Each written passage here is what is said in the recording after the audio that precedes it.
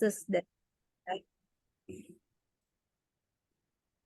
kita ini udah pertemuan ke-6, ya kan? Kita akan mempelajari konteks clue. Ya, konteks clue. Ya, konteks clue. Oke. Nah, jadi konteks clue itu biasanya seperti kayak clue gitu ya, clue keyword ya, yang kita bisa temukan dalam kalimat ya, dalam paragraf ataupun dalam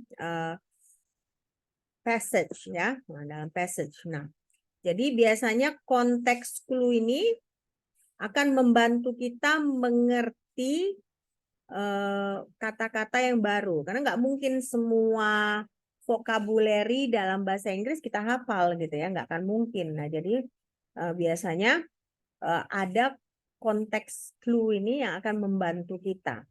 Oke. Nah, jadi bagaimana cara kita membangun vocabulary kita? Cara membangun vocabulary itu kita harus selalu belajar membaca, ya, membaca. Nah, dari membaca itu berarti kan tiap kalimat dalam paragraf bacaan itu, ya kan, harus kita pahami. Nah, jadi dengan memahami kalimat-kalimat tersebut itu nanti otomatis vocabulary kita akan terbangun gitu ya. Nah, saya pengalaman saya dulu belajar bahasa Inggris gitu ya, saya ada selalu beli langganan namanya Reader's Digest gitu ya, Reader's Digest. Nah, Reader's Digest itu seperti kayak majalah populer, tapi tidak terlalu populer juga. Dia karena ada juga beberapa hal tentang sains gitu ya. Nah, jadi dengan membaca Reader's Digest yang lebih ringan bahasanya, pelan-pelan makin banyak kata-kata yang saya pelajari gitu ya. Nah, jadi dulu saya sewaktu lulus S1, kami ada ngambil TOEFL gitu ya, TOEFL. Nah, TOEFL saya pertama kali itu masih 480 ya, 480. Nah, itu berarti kan saya lulus bulan April ya, bulan April. Nah, jadi berarti bulan-bulan Mei ngambil TOEFL 480. Nah, selanjutnya saya berlatih terus ya. Saya banyak mendengar percakapan dalam bahasa Inggris ya. Nah, zaman dulu nggak ada internet, jadi dari radio ya. Dari radio atau kita beli kaset ya. Nah, jadi kita pasang gitu. Nah, lalu yaitu Reader's Digest itu ya. Jadi saya baca. Nah, ketika ujian TOEFL 3 bulan kemudian, TOEFL saya jadi 570. Jadi sekitar naik 100-an gitu ya, 100-an. Nah, jadi intinya apa? Intinya berarti kalau kita belajar bahasa, kalau untuk TOEFL itu memang khusus kita ya harus banyak baca, banyak mendengar ya, karena di TOEFL itu ada tes mendengar, tes membaca, tes memahami grammar, ya kan? Lalu ada kemampuan menulis, ya, kemampuan menulis. Waktu saya zaman ngambil TOEFL itu ada kita disuruh mengarang gitu ya dalam bahasa Inggris. Nah, jadi artinya di sini nggak akan bisa kita misalnya, oh ya aku mau belajar, kok hafal aja semua. Nggak akan bisa dihafal itu ya, dihafal. Jadi itu harus pelan-pelan dibangun dengan rajin membaca ya. Nah, saya rasa kalau misalnya kalian pergi ke daerah dulu itu ada namanya Titik Gantung di Medan ini, nggak tahu sekarang masih ada apa enggak. Nah, di Titik Gantung itu banyak buku-buku dari luar negeri, ya kan, yang bisa kita beli gitu. Mungkin Reader's Digest pun ada, dia bekas. Kalau dulu saya langganan, jadi langganan saya baca, nah, rajin saya baca, nah pelan-pelan vocabulary saya terbangun. Nah, jadi makanya di sini disebut learning the meaning of a word through its use in a sentence or paragraph is the most practical way to build vocabulary. Nah, jadi kan kalau kita langsung belajar dari textbook, misalnya kita langsung membaca textbook kimia, kita mau belajar bahasa Inggris, terus yang kita pakai itu textbook kimia, otomatis kita duluan nyerah. Kenapa? Karena topiknya aja rumit gitu ya. Makanya kita mulailah dengan topik-topik ringan seperti buku-buku seperti majalah ya, majalah. Nah, itulah contohnya Reader's Digest itu. Dia majalah ringan. Nah, tapi dengan membaca itu pasti semakin banyak topik yang bahasa ya, vocabulary yang kita bangun. Oke, nah semakin banyak vocabulary yang kita bangun.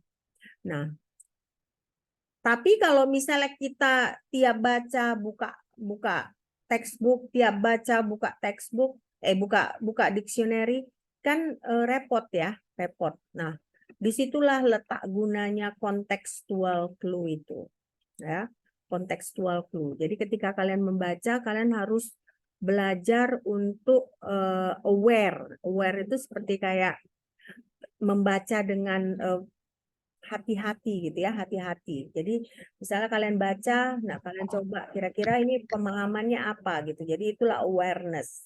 Awareness. Jadi kita sensitif. Nah, ini kan ada katanya sensitif. Sensitif dengan konteks apa yang mau dinyatakan oleh kalimat tersebut. Nah, jadi dengan kita aware, otomatis kita akan mengerti. Nah, karena kalau misalnya contohnya waktu saya baca Reader's Digest itu bukan berarti saya mengerti semua.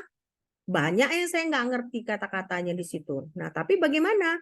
Nah, saya baca aja dulu, baca sekali, ya kan? Oh, menarik, ada gambar-gambar. Nah, jadi saya coba melihat gambar, bandingkan gambar itu dengan kata-kata di situ. Nah, akhirnya saya jadi mengerti, oh maksud kalimat ini karena gambarnya seperti ini gitu. Nah, jadi lama-lama suatu pertama kali baca banyak yang belum mengerti. Nah, tapi sudah mungkin ke-30 kali ya kan kita baca, nah, mulailah kita, oh iya ini udah ngerti gitu. Ya, jadi belajar kita aware, aware dengan ya itulah membaca itu tidak hanya baca gitu enggak ya, tapi kita coba mengerti, kita lihat apa ada kalimat berikutnya yang menjelaskan kalimat sebelumnya sehingga kita nggak perlu melihat dictionary terus-menerus gitu ya. Oke. Nah, obvious clue. Nah, jadi biasanya ada pasti dalam kalimat tersebut petunjuk yang jelas ya, petunjuk yang jelas sehingga ketika kita membaca kita bakal mengerti apa maksud dari kata tersebut. Nah, jadi pasti ada obvious clue ya, obvious clue.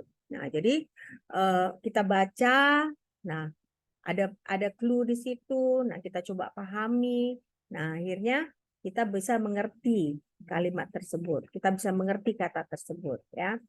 Nah, jadi konteks clue itu ketika kita mencoba memahami kalimat tanpa melihat kamus. Nah, jadi konteks clue should not be rely upon a precise meaning is required. Nah, jadi makanya konteks clue itu berarti kita memahami kalimat itu tidak dengan precise gitu. Jadi bukan dengan definisi tapi dengan makna aja gitu, makna. Oke. Nah, jadi biasanya clue ini suggest several possible definition. Nah, jadi berarti si clue ini bukan hanya satu definisi yang disuggestnya, tapi beberapa definition. Nah, jadi berarti nanti ada kalimat yang tidak familiar di kita, tapi dengan adanya konteks clue ini, nah kita jadi mengerti, ya kan? Jadi mengerti. Jadi di sini sesudah kita coba mengerti, kita bisa baru kita cek kamus ya, kita cek kamus apakah memang benar prediksi yang kita nyatakan itu benar maknanya seperti itu ya. Nah, ini kita lihat several different types of context clue. Ya, there are several different types of context clue. Nah, ini pertama itu definition atau description clue. Jadi dia di dalam kalimat itu pun dia nyatakan apa definisi dari si kalimat yang baru tersebut. Ya, nah, jadi biasanya di situ the new term may be formally defined or sufficient explanation may be given within the sentence or in the following sentence. Jadi berarti kan ada kalimat yang tidak familiar kita, ya kan, tidak familiar. Nah, lalu dalam kalimat tersebut ada dijelaskan definisinya atau penjelasan singkat. Nah, sehingga dengan seperti ini kita mengerti maksud dari si definition clue itu. Nah, jadi biasanya itu kalau ada definition atau description clue, ada kata that is, baru ada koma, baru ada dashes atau ada parenthesis. Ya. Oke, jadi the new term ini, ya kan?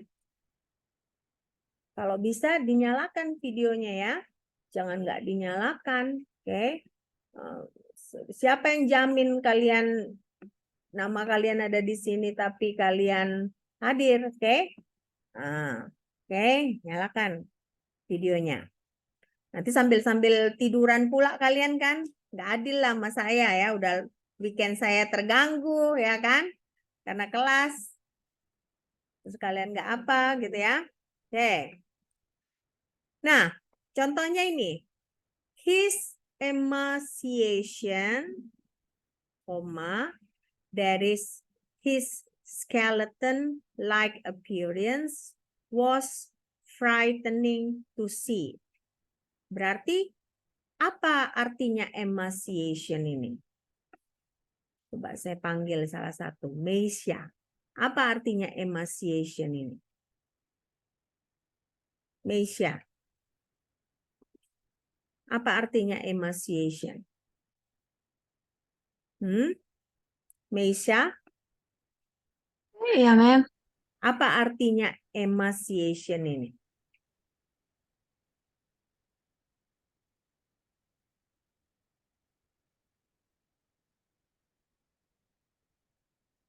Tadi kan ini berarti, ini apa? Ini berarti definition ya.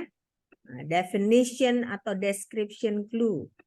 Nah, ditandai dengan apa? Ada that is, ada koma, ada dashes, ada parenthesis. Nah, berarti his emaciation, that is, his skeleton appearance was frightening to see. Nah, berarti apa arti emaciation ini?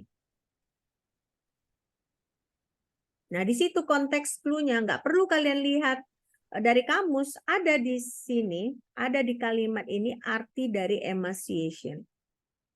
Kerangka, Mem. Kerangka. His skeleton like appearance, ya. His skeleton like appearance. Oke. Nah, jadi di sini artinya emaciation itu adalah his skeleton appearance. Jadi yang orang yang kurus sekali itu namanya is emaciation. Nah, jadi makanya ini kita sebut adalah definition. Nah, jadi atau konteks clue. Konteks clue-nya dari mana? Karena ada that is, his skeleton like appearance. Makanya saya sebutkan tadi kan di sini, ya kan? Clue to definition include that is, dashes, parenthesis. Ya. Nah, jadi ini definition atau description clue. Nah, lalu ini yang nomor 2. Ya, nomor 2.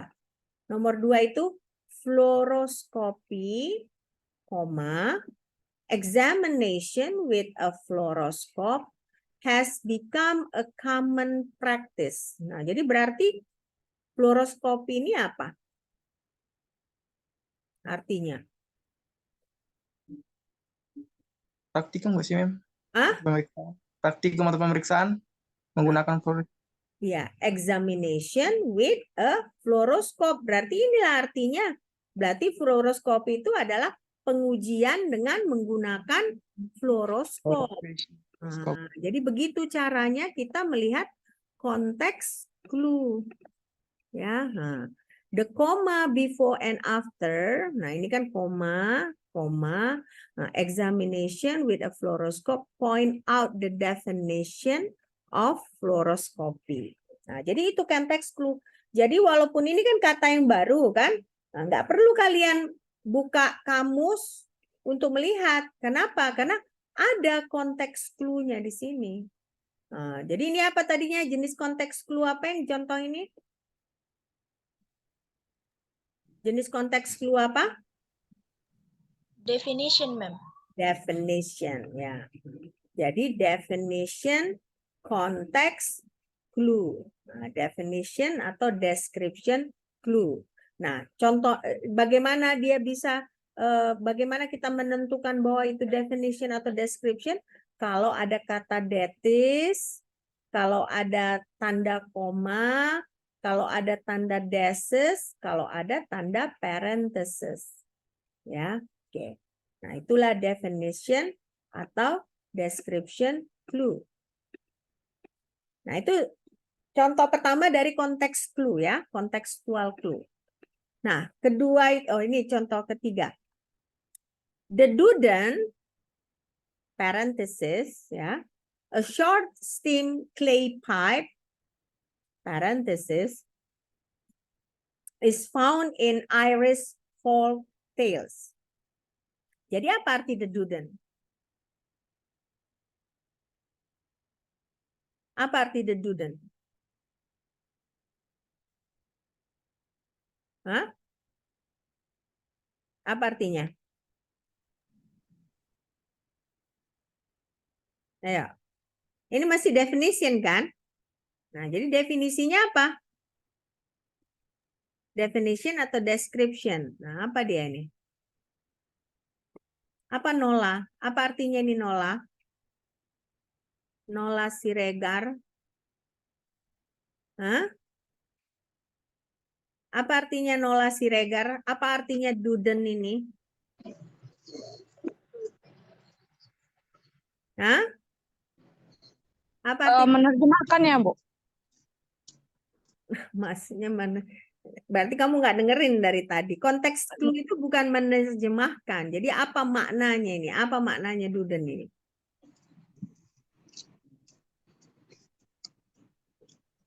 Berdasarkan konteks clue-nya.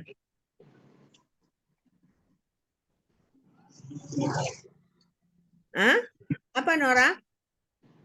Nola atau Nora? Nola. Nola, Bu. Nah, apa artinya? Bukan artinya, apa maknanya? Makna kalimatnya ya, Bu ya. Makna kata Duden ini Nola, berarti kamu dari tadi nggak dengerin saya ya? Aku belum denger, Bu. Soalnya lagi di jalan, Bu. Maaf, pakai handset. Ya, jadi apa Duden itu?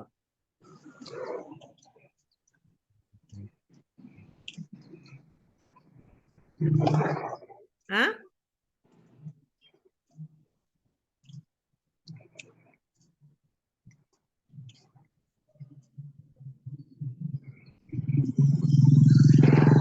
Ramot. Apa artinya Duden itu Ramot? Ramot. Apa arti Duden itu? Hah? Duden secara tiba-tiba ya, Bu. Siapa yang jawab secara tiba-tiba? Nola, Bu. Dari mana konteks clue-nya kamu jawab secara tiba-tiba? Kenapa secara tiba-tiba? Kita berbicara konteks clue sekarang. Jadi kita mencoba mengerti kata yang baru itu di kalimat tersebut. Ada clue-nya di kalimat tersebut. Di mana ada kata secara tiba-tiba di situ? Yang lain ada yang ada yang bisa kira-kira? Apa Duden itu? Pipa pendek ya, Mem. A short steam clay pipe. Nah ya, a short steam clay pipe. Kenapa? Karena ini ada tanda dash yang artinya ini adalah definition atau description clue, ya. Nah, jadi walaupun kita zoom, bukan berarti kalian bisa tidur di situ ya. Nah, bukan berarti kalian bisa sambil jalan-jalan. Saya sudah bilang dari hari Senin kemarin jam 8. Kita ada kuliah online. Nah, kamu naik mobil pula jalan-jalan ya. Ya itu namanya kamu nggak siap-siap jadi mahasiswa. Kayak mana seperti itu? Ya. Maaf Bu, bukan jalan-jalan Bu, tapi kerja Bu. Oke. Nah, jadi the dash setting off a short steam clay pipe. Ya, point out the definition of Duden. Ya, oke. Nah, sekarang kita masuk ke example clue. Jadi tadi yang pertama kan definition clue ya, definition. Nah, sekarang example clue. Jadi example clue itu berarti dalam contoh itu ada kalimat baru, tetapi si kalimat baru itu ada contohnya gitu.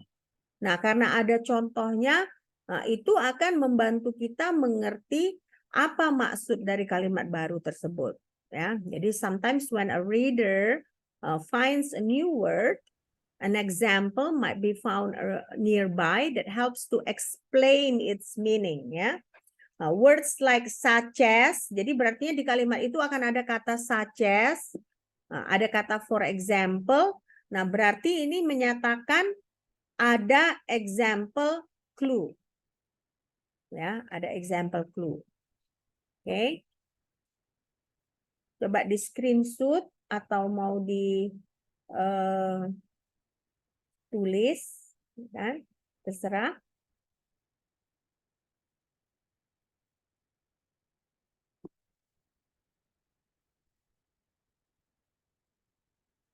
Oke. Nah, kita masuk. Udah kan? Udah selesai nih ya? Udah ya? Nah, sekarang masuk ini. Piscatorial creatures such as flounder, salmon, and trout live in the coldest parts of the ocean. Nah, jadi piscatorial itu apa di sini? Jenis apa? Apa itu? Creatures itu kan berarti kayak hewan kan? Jadi Ikan. ikanan ya, ikan. Iya, Karena ada example clue. Nah, kan ada such as di sini. Such as selalu disebutnya flounder, salmon, trout. Nah, ini kan adalah contoh-contoh ikan ya. Nah, jadi piscatorial berarti obviously refers to fish. Nah, ya. Nah, lalu di sini ada yang contoh berikutnya. Celestial bodies, including the sun, moon, and stars, have fascinated man through the centuries. Nah, jadi berarti apa itu celestial bodies? Celestial itu berarti apa? Benda yang kayak benda langit. Benda-benda luar angkasa, ya, benda-benda luar angkasa. Nah, jadi celestial objects are those in the sky or heaven, ya, those in the skies or heaven. Oke. Nah, jadi kan kalau kita sudah mengerti bahwa dalam kalimat ini ada example, ya kan, example clue. Nah, jadi kita nggak perlu lihat ke kamus, ya kan? Nah, kita langsung tahu, oh ini ikan lagi kayaknya, soalnya disebut such as. Nah, baru disebutlah nama-nama jenis ikan. Oh, berarti piscatorial ini adalah ikan. Lalu celestial, apa itu celestial? Kita nggak tahu, tapi disebut di sini including the sun, moon, and stars. Oh, berarti ini benda-benda yang ada di luar angkasa gitu ya. Makanya di sini celestial objects are those in the sky or heavens ya. Nah, ini biasanya kontekstual clue ini selalu keluar dalam ujian ya, selalu keluar. Nah, jadi kalian Coba kalian pahami. Oke? Udah di screenshot ini atau udah dicatat? Sudah, Mem. Sudah ya. Nah, ada penelitian, memang penelitian lama itu menyatakan mahasiswa yang mencatat itu biasanya lebih banyak bisa masuk memproses ilmu daripada mahasiswa yang tidak mencatat ya. Jadi saran saya kalian mencatat, oke? Nah, kenapa saya nggak kasih kopi dari PowerPoint saya? Karena saya nggak percaya kalian saya kasih pun belum tentu kalian baca. Jadi lebih bagus kalian sekarang ketika di kelas sambil kalian catat ya. Nah, itu penelitian loh, penelitian, oke? Nah, contoh berikutnya, in the course of man's evolution, certain organs have atrophied. The appendix, for example, has wasted away from disuse. Nah, jadi apa itu atrophied? Appendix itu apa? Usus buntu ya. Usus buntu. Nah, jadi Organ tubuh. organ Oh tubuh. iya, organ tubuh, Mem. Ya, certain organs have atrophied. Tapi memang dia bilang organ. Tapi atrophied itu apa artinya? Penyakit. Siap-siap. Ya, usus buntu, Mem. Usus buntu. Berarti yang nggak ada sepertinya fungsinya gitu ya. Wasted away. Nah, jadi atrophied ini artinya wasted away. Ya. Artinya nggak ada gunanya. Sampai sekarang kan orang nggak tahu apa gunanya usus buntu itu kan. Nah, makanya kalau misalnya sudah ada peradangan dibuang pun nggak masalah gitu ya. Nah, jadi artinya atrophied itu adalah wasted away. Nah, wasted away yang kita nggak jelas apa fungsinya. Tapi ya tentunya yang Maha Kuasa tahu, makanya ditaruh di situ ya. Cuma manusia sampai sekarang nggak tahu apa fungsinya. Oke? Nah, itu tadi yang kedua berarti apa? Definition clue ya kan? Nah, yang ketiga itu adalah sinonim restatement clue. Sinonim restatement clue. Nah, jadi berarti di situ ada kata yang kita nggak familiar, nah tapi di kalimat tersebut akan diulangi maknanya. Nah, akan di restate gitu ya. Nah, jadinya karena di restate ya kan, memakai sinonim. Nah, jadi dengan kita mengerti sinonimnya itu, kita akan mengerti kata-kata yang kita tidak familiar itu. Oke. Nah, udah di screenshot ini.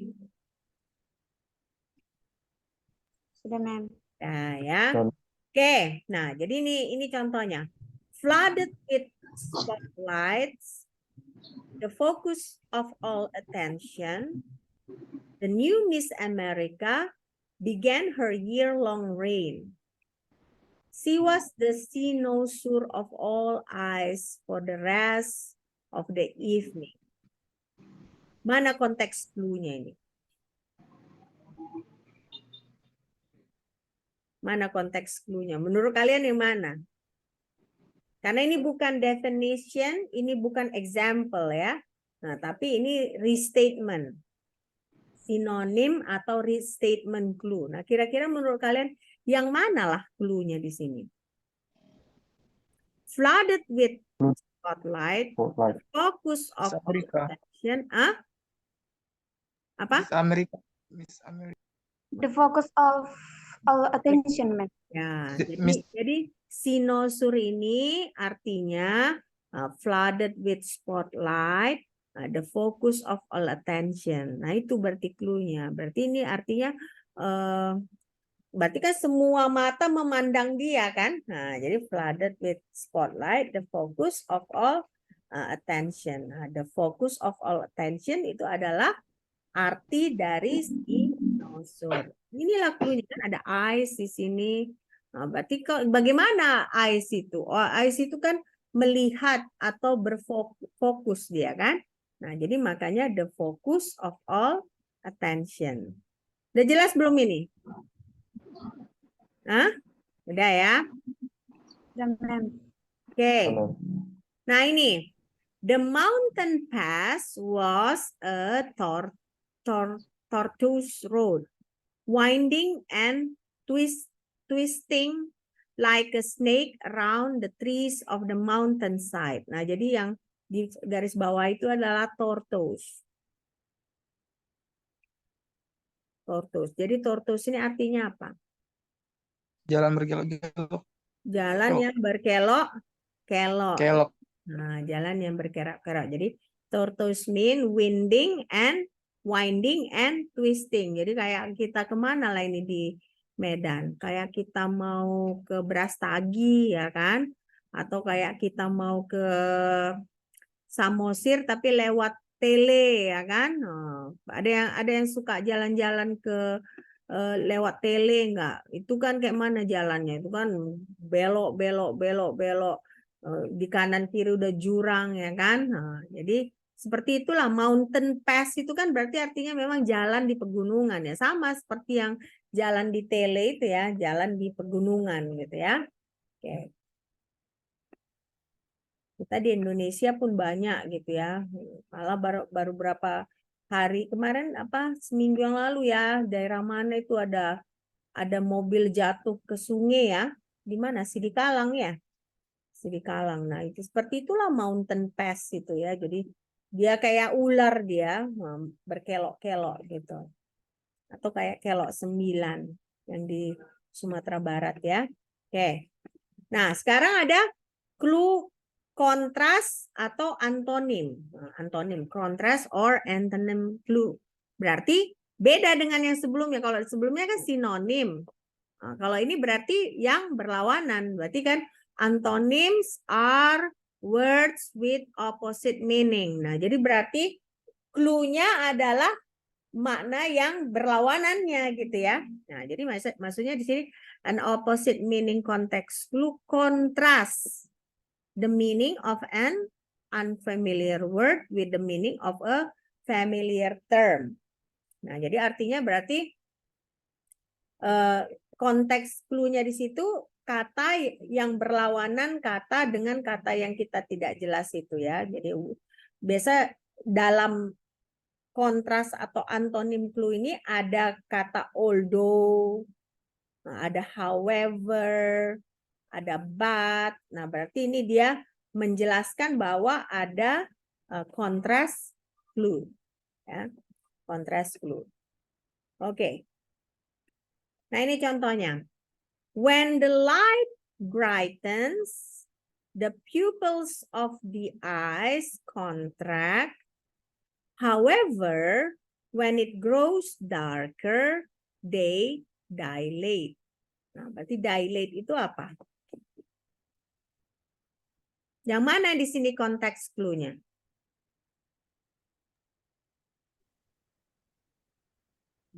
Ini ada however kan?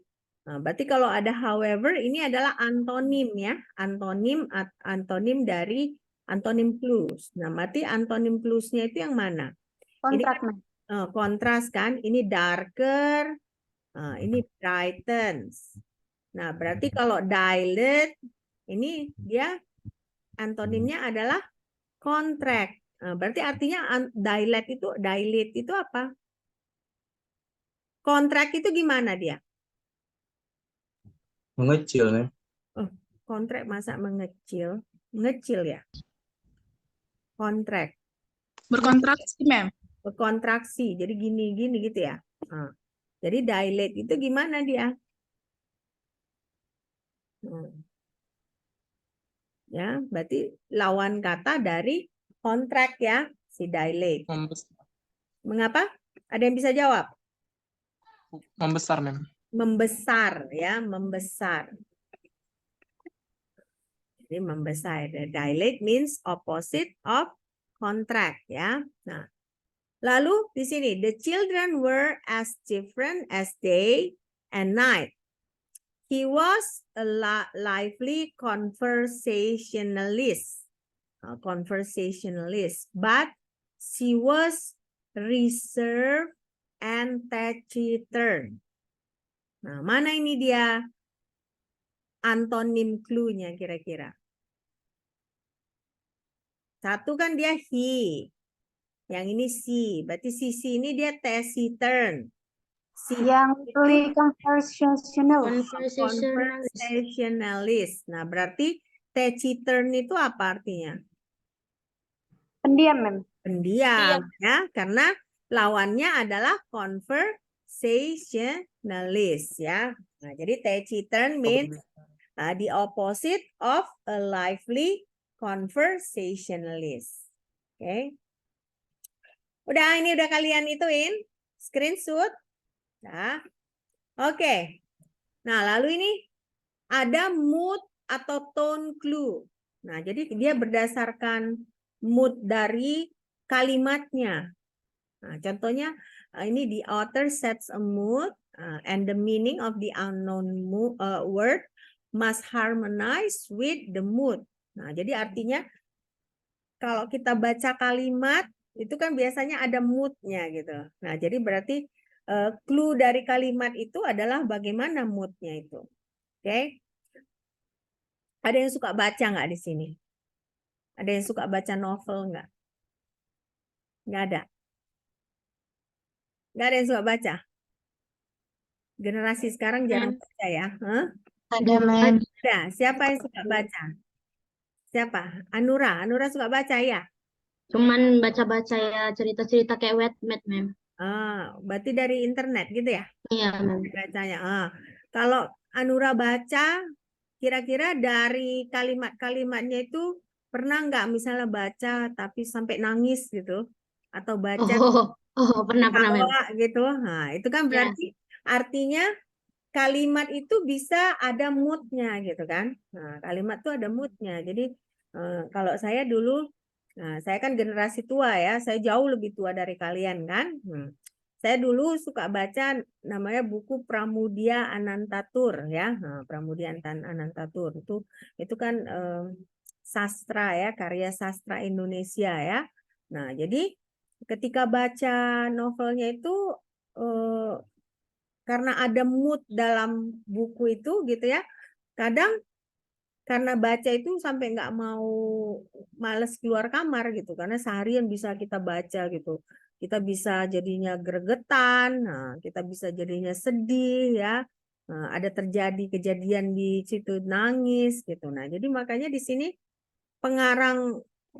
seorang pengarang itu bisa men-set mood dari kalimatnya ya, mood dari kalimatnya. Nah, saya nggak tahu kalian sekarang suka baca apa, mungkin kalian lebih suka baca webtoon kali ya. Webtoon itu kan tapi dia ada gambarnya itu kan, jadi sebenarnya itu membuat kita juga malas membaca karena kan kita lebih ngelihat gambarnya daripada membaca kalimatnya kan. Nah, tapi kalau zaman saya dulu masih sebebaya kalian ya, kami bacanya novel-novel seperti itu, novel gitu ya. Nah, tapi dengan membaca itu kita jadi lebih gimana? Soal menurut saya lebih kita bisa belajar memahami kalimat gitu ya. Oke. Nah, jadi di sini coba kita lihat. The lugubrious wails of the gypsy match the dreary whistling of the wind in the all but deserted cemetery. Nah, apa moodnya nih di sini? Coba kalian baca, apa mood dari kalimat ini? The lugubrious wails of the gypsies match the dreary whistling of the wind in the all but deserted cemetery. Lebih kesedih, Mem. Sedih, Mem. Sedih. Kenapa? Karena kan ini kan kalau ada kata cemetery, ya kalau nggak sedih horor gitu ya. Nah, tapi di sini bukan dalam horornya karena kan dia ada dreary whistling of the wind, berarti kan kesannya kayak cuaca yang mendung gitu ya. Nah, cuaca yang mendung berarti artinya apa ini? Lugubrious berarti ini adalah sesuatu yang sedih. Wails itu kan kayak dia menangis gitu ya. Nah, menangis ya. Jadi sorrowful, makanya artinya lugubrious ini sorrowful ya, sorrowful. Ya, dia cocok dengan mood yang menyatakan Wales, Derry, deserted cemetery. Misalnya kalau kalian ke daerah gitu ya, ke daerah mana gitu kan ada kuburan. Kalau apalagi kalau kalian misal ke daerah Brastagi gitu kan, suka ada kuburan hanya sendiri gitu di ladang gitu kan. Itu bukan horor ya, tapi misalnya terus begitu cuaca mendung, yang ada sedih kita, ya kan, sedih. Nah, jadi ini makanya lugubrious itu artinya sedih. Nah, jadi tanpa kita ngelihat dictionary, nah kita bisa mengerti kan, karena kita melihat bagaimana mood dari kalimat tersebut, ya. Nah, lalu ini ada experience clue. Nah, experience ini berarti dalam kalimat tersebut, ya kan, diberikan pengalaman bagaimana seseorang itu bertindak dalam suatu keadaan. Nah, jadi sehingga ini akan memberikan clue, clue untuk kita mengerti kalimat tersebut, ya, kata tersebut. Nah, ini contohnya. During those first bewildering weeks, the thoughts of a college freshman drift back to high school where he was in kenapa ini dicoret Ika? Knew everyone and felt at home. A feeling of nostalgia swept over him. Nah, jadi apa arti nostalgia di sini?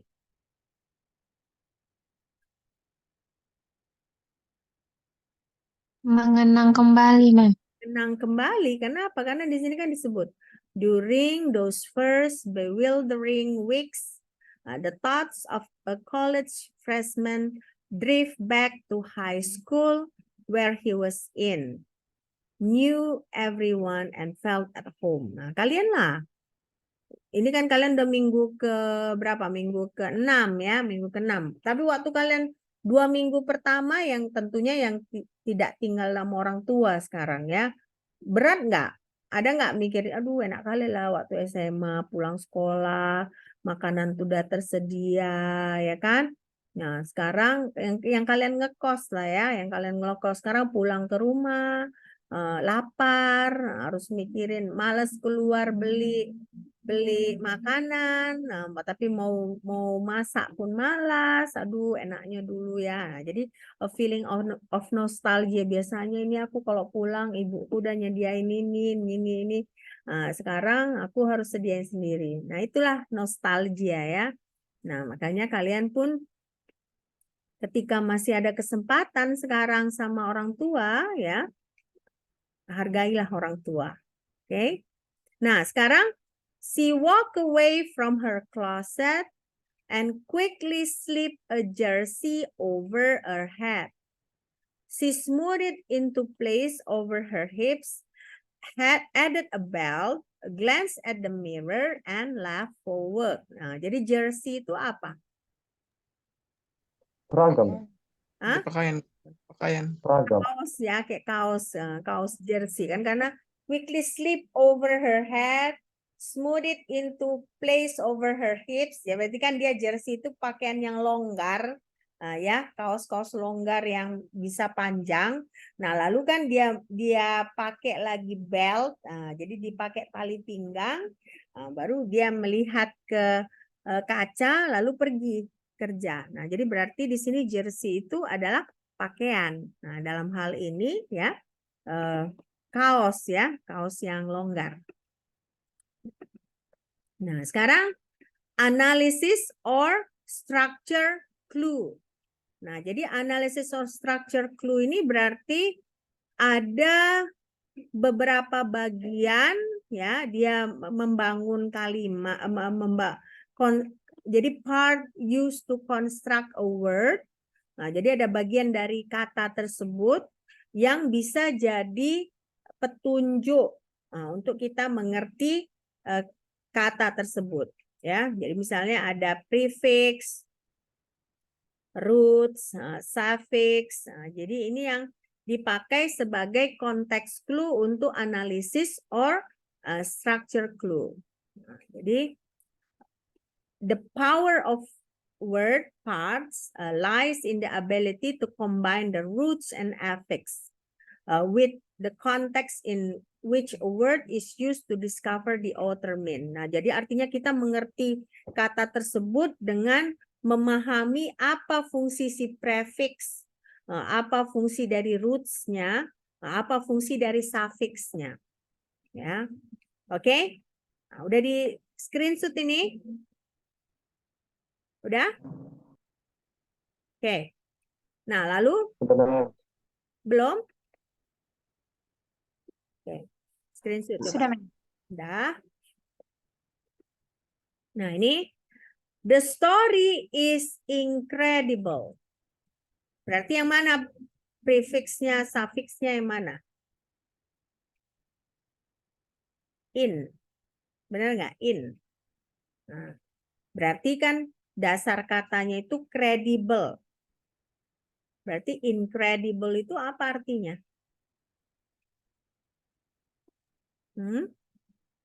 Apa artinya? Ini memang ini clue yang paling sulit ya, karena kita harus menganalisa ya. Nah, menganalisa atau struktur dari kata. Nah, jadi berarti apa ini artinya? Bermakna, bermakna.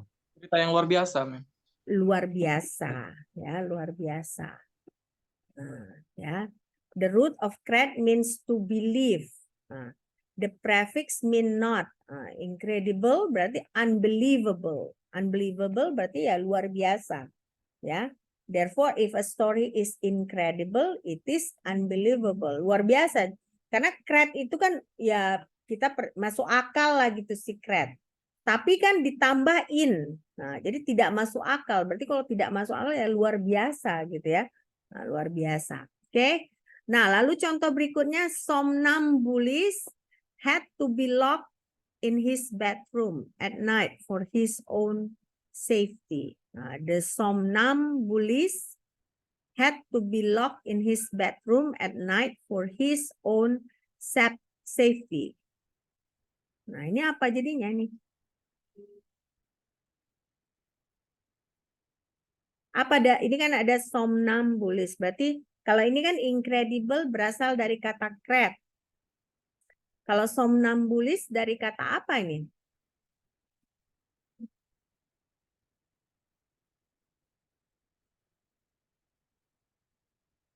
Dari kata som dan embul. Nama nggak sih, Mem, itu? Hah? Kenapa? Sonambulis itu bukannya nama, Mem? Bukan nama ini. Somnambulis itu pelaku ya, Mem? Pelaku ya. Pelaku apa? Berjalan tidur gitu, Mem. Iya. Oke, Som itu kan kunci di kamar tidur. tidur. Wow. Itu tidur. Ambul itu bergerak.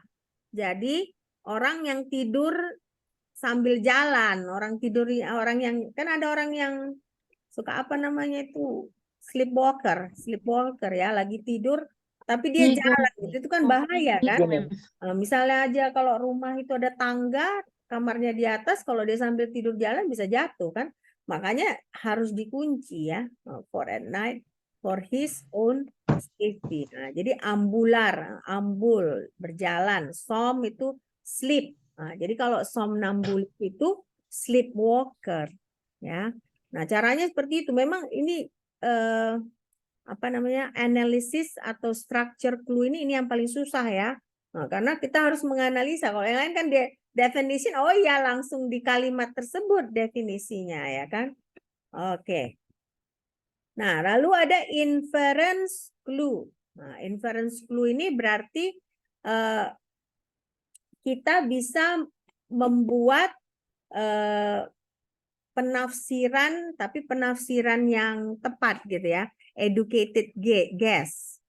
Nah, ya, the sufficient clue might be available for the careful reader. Makanya intinya sekarang kalau kontekstual clue itu kalian harus bacanya hati-hati kan. Nah, jangan cepat-cepat. Kalau kalian bacanya hati-hati gitu, oh ya ini nih clue-nya gitu. Nah, jadi kalian bisa bikin educated guess. Nah, bisa memang kalian apa namanya educated guess itu kalian tafsir, tapi tafsir secara smart gitu ya. Nah, bukan bukan tebak-tebak buah manggis, enggak ya, tapi educated guess. Nah, ini contohnya. She told her friend, I'm through with blind dates forever. What a dull evening. I was bored every minute. The conversation was absolutely vapid. Nah, apa arti vapid itu? Coba kalian bikin educated guess dengan membaca ini ya. She told her friend, I'm through with blind dates forever. What Boring. dull, boring ya, karena ada istilah. Di sini ada apa? A dull evening. A dull evening. Artinya berarti apa? Membosankan, uninteresting, tidak menarik. Nah, jadi boring ya. Nah, jadi kan gampang kan kayak gini. Kalau yang ini memang lebih gampang. Yang paling sulit tadi memang analisis atau structure clue ya. Nah, oke. Nah, lalu ada cause and effect clue. Nah, cause and effect clue ini berarti kata yang unfamiliar itu disebut di kalimat tersebut apa efeknya. Nah, apa akibatnya. Nah, karena itu biasanya cause and effect clue ini ada kata since, ada kata because, ada therefore, ada thus, ada so. Nah, jadi ini semua menyatakan bahwa ada cause and effect clue. Ya, cause and effect clue. Oke. Nah, kita lihat di sini contohnya. She wanted to impress all her dinner guests with the food she served. So she carefully studied the necessary culinary arts. Nah, jadi culinary di sini apa artinya?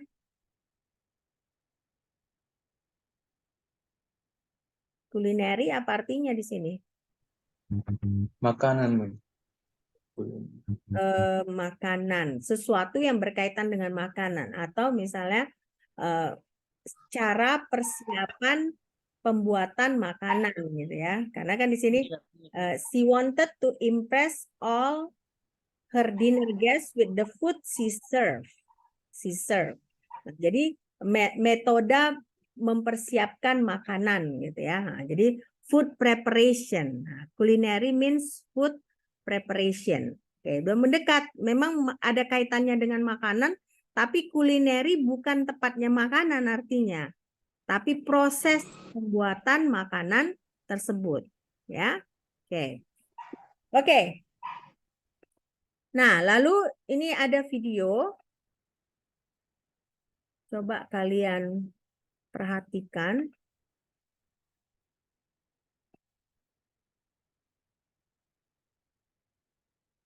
Oke. In today's lesson, Bentar ya. Saya bikin. Tadi nggak kedengaran kan suaranya? Nggak kedengaran kan? Coba denger ini ya. we are going to learn about context clues.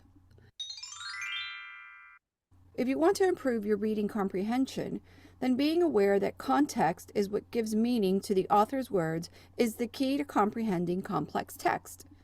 Context clues are hints that the author gives us to determine the meaning of unknown words or phrases. Sometimes understanding what we read can be confusing if the author uses vocabulary words that we are not familiar with. But did you know that you can usually determine the meaning of most words from the context? It's true. Most authors give us clues to help us understand what they're writing. This is why it is so important that you know the major types of context clues and how to use them. Let's take a look at context clues that you can use to improve your comprehension skills. Number 1, definition or explanation. In a definition or explanation context clue, the unknown word is equated to a more familiar word or phrase. Usually, a form of the verb to be is used, as in this example, entomology is the study of insects. In this example, the verb is links entomology to study of insects. Number 2, punctuation. When you use punctuation, the meaning of the word is usually right after the unfamiliar word, and it is often separated from the rest of the sentence with commas, dashes, or parentheses. Sometimes the word or, that is, or in other words, is also used. Let's look at these 3 examples. Carnivores, or meat eaters, are at the top of the food chain. You'll notice that the phrase or meat eaters, encased in commas, is used to define the word carnivores. Let's look at the next example. She enjoyed biology, the study of living things. In this example, biology means the study of living things. How do we know? Because it is in parentheses. Let's look at another example. Australia is home to many interesting marsupials. Kangaroos, koalas, wombats, and Tasmanian devils are among the most commonly known. The punctuation used here is the colon. The colon is used to give examples of marsupials. The third context clue would be contrast or antonym context clues.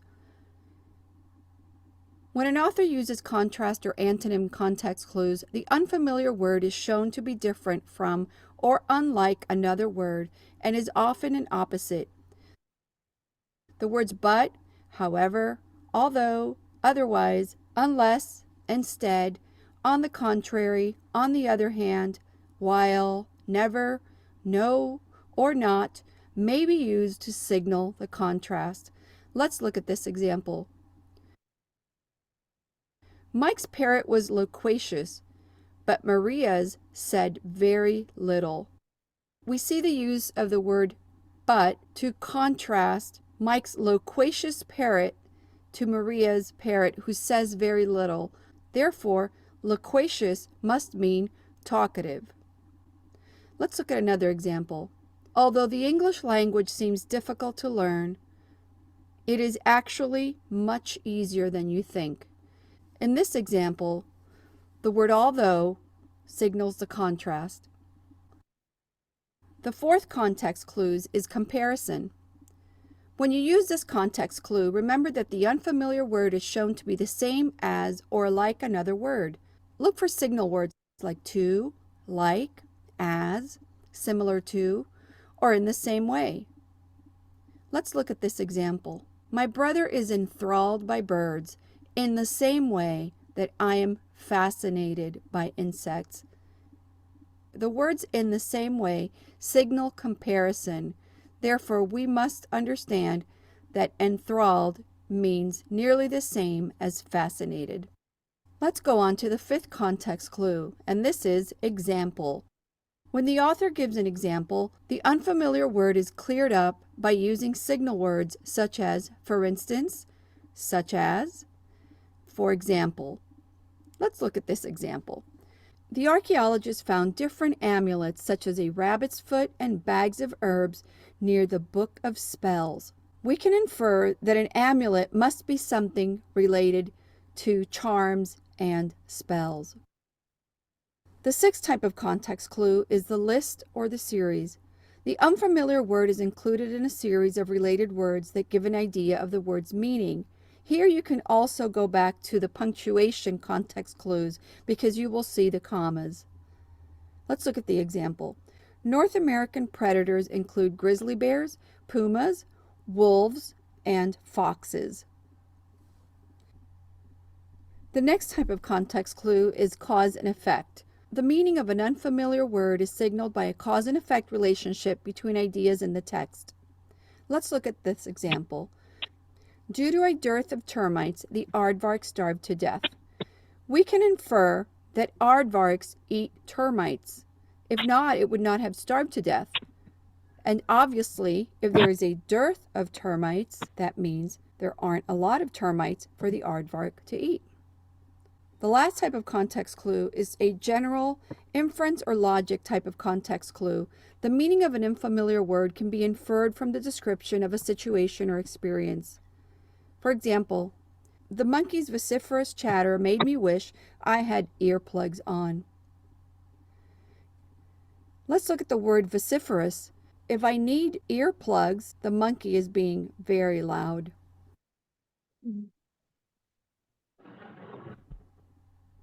To summarize, context clues help you unlock the meaning of a word, sentence, or paragraph.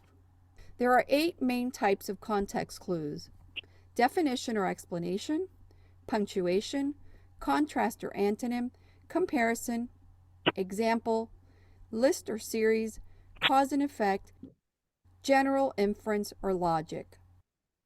Learning how to use context clues is an effective strategy that good readers have in their reading toolbox.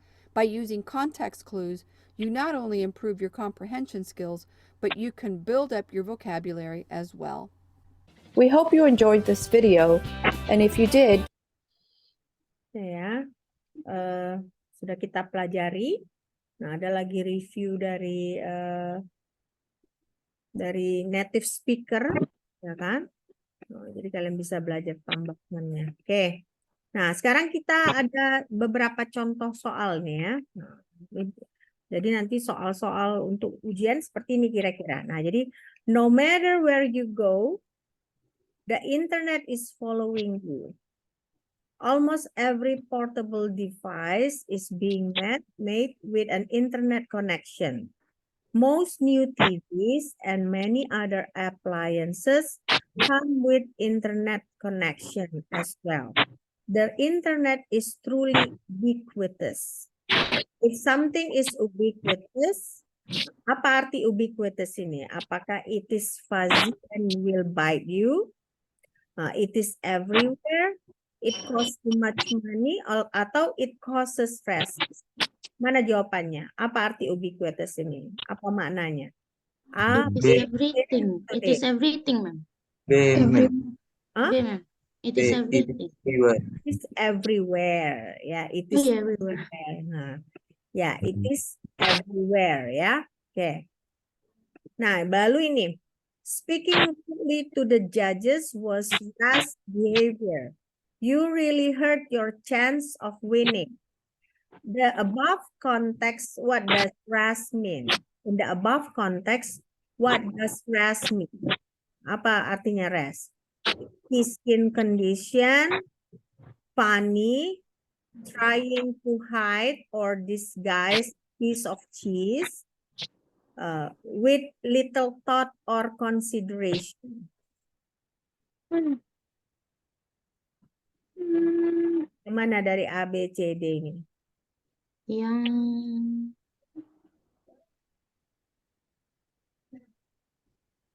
Yang mana? D, D, ma'am. ma'am. Hah? D. D, D. D. D ya.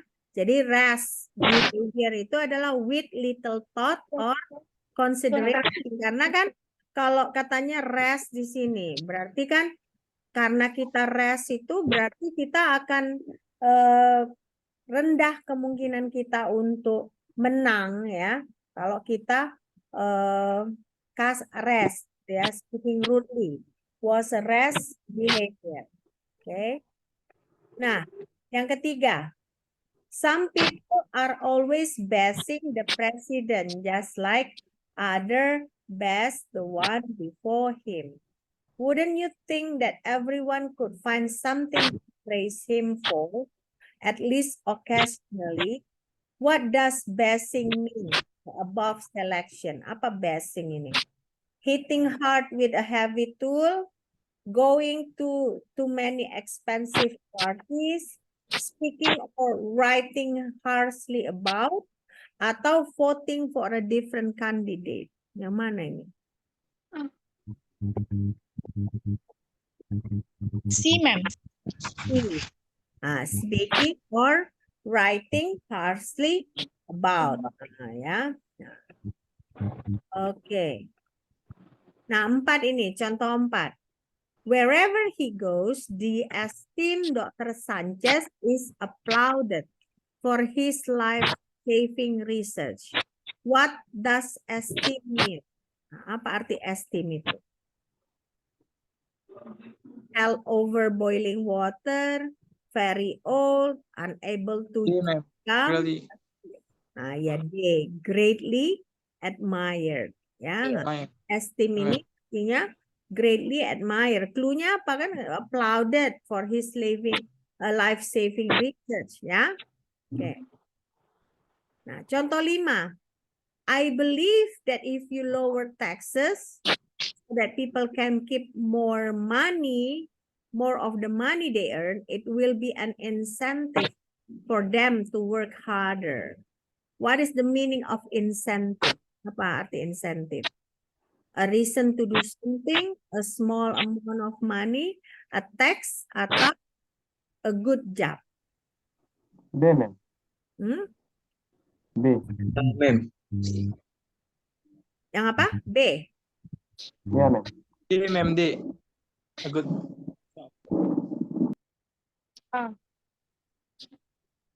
Jawabnya ini a reason to do Mem. something ya. Nah, it will be an incentive for them to work harder. Jadi kalau misalnya di Indonesia kita kan paling yang besar itu kan pajak PBB kan. Kalau di luar negeri itu biasanya pajak dari penghasilan kita cukup besar dipotong. Nah, jadi katanya di sini kalau kita direndahkan pajaknya, nah, jadi kan orang bisa menyimpan lebih banyak uang, jadi itu kan bisa jadi alasan untuk mereka bekerja lebih keras. Nah, jadi insentif itu adalah a reason to do something. Nah, oke, kita akhiri ya. Nah, jadi saya harap kalian ada ilmu yang kalian dapat hari ini, oke? Ya, banyak memang kita pelajari, ya. Banyak yang sudah kita pelajari hari ini. Nah, ini juga masuk ujian ya, masuk ujian. Nah, jadi coba kalian nanti cari di internet latihan-latihan kalian bisa semakin latih konteks school. Ada pertanyaan sampai di sini? Tidak? Oke, kalau tidak ada, sampai jumpa hari Senin ya. Hari Senin kita bertemu seperti biasa jam 12 ya. 12 Iya, Mem. Kebetulan saya kemarin ada rapat zona integritas di Fakultas MIPA ya. Jadi makanya saya nggak bisa ngajar. Nah, tapi hari Senin saya bisa ngajar seperti biasa.